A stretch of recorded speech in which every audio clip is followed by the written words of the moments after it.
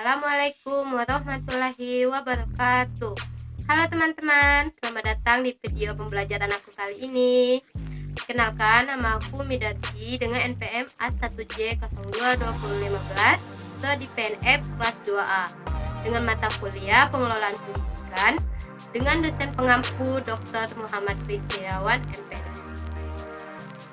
Baiklah, di sini saya akan menjelaskan materi bab 1 yaitu konsep dasar manajemen pendidikan. Yuk simak penjelasan dari aku.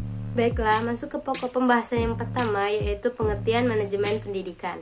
Apa itu manajemen? Manajemen merupakan ilmu dan seni dalam mengatur, mengendalikan, mengkomunikasikan, dan memanfaatkan semua sumber daya yang ada dalam organisasi dengan memanfaatkan fungsi-fungsi manajemen seperti planning, organizing, actuating, controlling agar organisasi dapat mencapai tujuan secara efektif dan efisien. Selanjutnya, pengertian pendidikan. Pendidikan adalah usaha sadar dan terencana untuk mewujudkan suasana belajar dan proses pembelajaran agar peserta didik secara aktif mengembangkan potensi dirinya untuk memiliki kekuatan spiritual, keagamaan, pengendalian diri, kepribadian, kecerdasan dan akhlak mulia, serta keterampilan yang diperlukan dirinya, masyarakat, bangsa, dan negara. Nah, setelah kita mengetahui apa itu pengertian dari manajemen dan pendidikan, kita akan menarik kesimpulan pengertian dari manajemen pendidikan itu.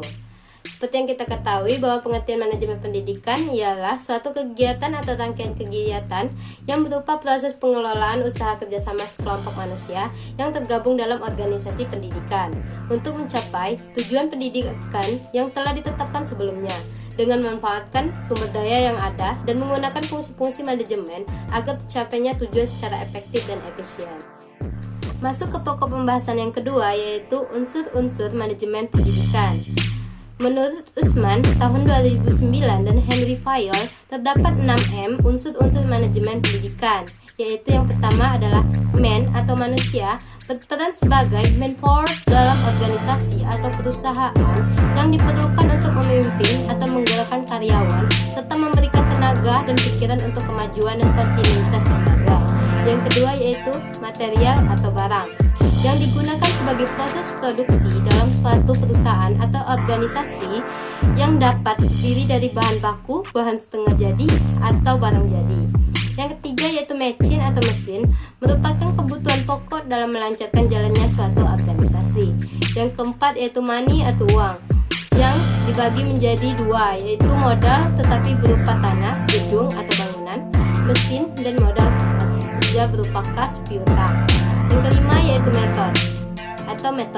Pemilihan dari penggunaan metode yang tepat digunakan sebagai aturan atau cara-cara tertentu yang bertujuan untuk menghindari terjadinya inefisiensi dan pemborosan. Yang keenam yaitu market atau pasar. Dalam lembaga pendidikan berupa tempat terjadinya interaksi antara pendidik dengan peserta didik maupun dengan stakeholder yang ada dalam lingkup lembaga tersebut. Yang ketujuh yaitu minute atau waktu, merupakan yang dipergunakan dan dimanfaatkan dalam pencapaian visi dan misi suatu lembaga secara efektif dan efisien. Masuk ke pokok pembahasan yang ketiga yaitu tujuan dan manfaat manajemen pendidikan. Menurut Kurniadin dan Masali tahun 2012, berikut beberapa tujuan dan manfaat manajemen pendidikan. Yang pertama yaitu terwujudnya suasana belajar dan proses pembelajaran yang aktif, inovatif, kreatif, efektif, dan menyenangkan. Kedua, terciptanya peserta didik yang aktif mengembangkan potensi dirinya untuk memiliki kekuatan spiritual agama, pengendalian diri, kepribadian, kecerdasan, akhlak mulia, serta keterampilan yang diperlukan dirinya, masyarakat, bangsa, dan negara. Yang ketiga yaitu terpenuhinya salah satu dari 4 kompetensi tenaga pendidik dan kependidikan. Yang keempat yaitu tercapainya tujuan pendidikan secara efektif dan efisien. Yang kelima, terbekalinya tenaga kependidikan dengan teori tentang proses dan tugas administrasi pendidikan atau tertunjangnya profesi sebagai manajer atau konsultan manajemen pendidikan. Yang keenam yaitu teratasinya masalah mutu pendidikan. Yang ketujuh atau yang terakhir yaitu terciptanya perencanaan pendidikan yang merata, bermutu, relevan, dan akuntabel, serta meningkatnya citra pendidikan yang positif. Masuk ke pokok pembahasan yang keempat, yaitu pembagian manajemen. Yang pertama yaitu manajemen puncak. Disebut juga dengan manajemen institusional, terdiri dari dewan direktur, direktur utama atau CEO. Tugasnya yaitu mengembangkan rencana-rencana yang luas untuk lembaga dan mengambil keputusan-keputusan penting. Yang kedua yaitu manajemen menengah. Disebut juga dengan manajemen administratif, terdiri dari pemimpin pabrik atau para manajer divisi. Tugasnya yaitu bertanggung jawab untuk mengembangkan rencana-rencana operasional yang lebih luas dan menerapkan rencana yang dibuat oleh manajer puncak. Yang ketiga yaitu manajemen pelaksana atau operating management. Disebut juga dengan manajemen penyedia atau supervisory management. Tugasnya yaitu bertanggung jawab untuk melaksanakan rencana-rencana yang dibuat oleh para manajer menengah. Selanjutnya masuk ke pokok pembahasan yang kelima, yaitu komposisi keterampilan manajemen.